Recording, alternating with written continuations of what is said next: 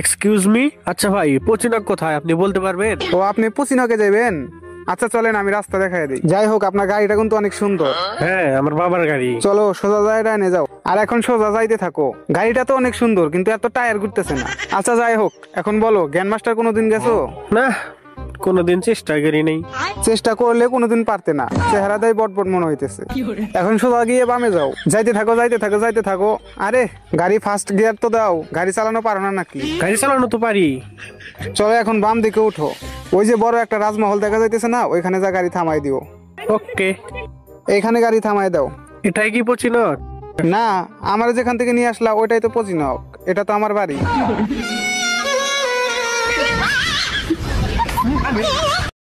আম করে ছিঁড়ে না, পুরো এলাকায় এমন কেউ নাই। মানুষের জিনিস চুরি গেলে তো